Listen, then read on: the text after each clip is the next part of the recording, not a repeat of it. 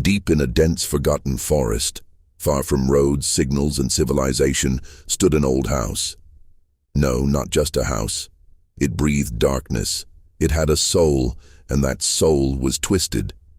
The house had been built over 130 years ago using black stones from a land no one remembers, and wood from a tree that had been struck by lightning and killed in a storm.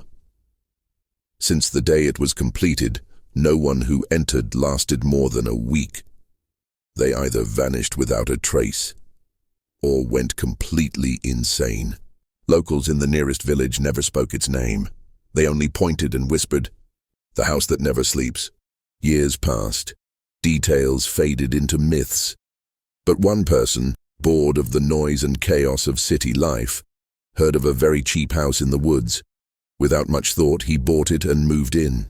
The moment he stepped over the threshold, everything changed. The air inside was unnaturally still, heavy with the scent of wet earth and dried blood. The walls were cold, even in summer. The hallways felt longer than they looked from the outside, like the house was shifting around him. The first day was quiet, just a few strange sounds at night. He ignored them. The second day, he began seeing shadows moving from the corners of his eyes, silent, watching. The third day, he woke up to find every mirror in the house covered with black cloths. He didn't remember doing it. When he removed one of the cloths, his reflection wasn't there. Instead, a man that looked like him appeared, but with pale skin, hollow black eyes, and a slow, sick smile. The figure raised a hand and pointed behind him. He turned around quickly. No one was there. But when he looked back at the mirror, the figure was closer, even though he hadn't moved. That night, the game began. Each hour, he felt more and more watched. The sounds grew louder, scratching, knocking, whispers from the walls. Words began forming on the wallpaper. "Leave, not yours, he is still here." In the basement, behind a rusted iron door sealed with an old lock, he found it. The cellar. But this wasn't just any room. Symbols had been carved into the floor, old wax from melted candles still pooled in circles, and in the center stood a giant mirror. Its frame was carved with twisted faces, screaming in silence. The mirror didn't reflect reality. It showed what had happened, or what would happen in another world. The mirror pulsed like it had a heartbeat. Every time he came near it, he heard crying, children sobbing, a woman's broken voice, a man laughing, a long, deep, endless laugh that echoed through his bones. He ran to close the door, but the figure was already there. Its face was melted and cracked, its skin looked burned, and its eye sockets were pitch black. It reached out and placed a hand on his chest. From that moment on, he heard voices in his head, whispering every second, telling him truths he didn't want to know. The house had chosen him. Then the doll appeared.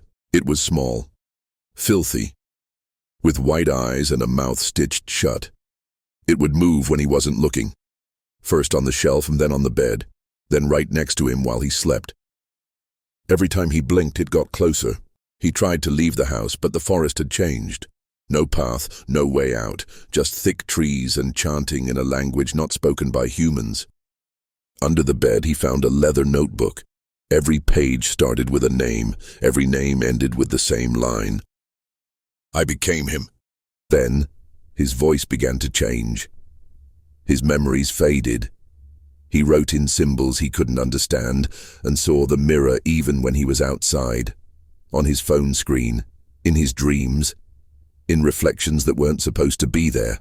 On the final day, a scream shook the entire forest. The house shook, the animals fled, and he was gone. But the story didn't end there.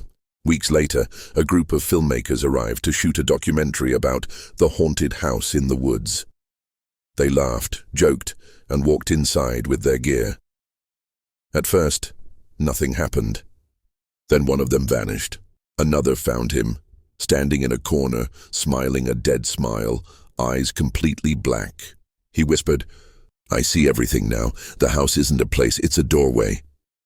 One by one, they were taken. Only the camera was found, days later, lying outside the forest. The last thing it recorded was the mirror, shimmering, whispering, Do you want to see the real you? Come closer. And whoever watches the video doesn't sleep that night. They hear their name whispered in the dark. They see themselves move in mirrors, even when they're still. They wake up with bruises. They forget who they are.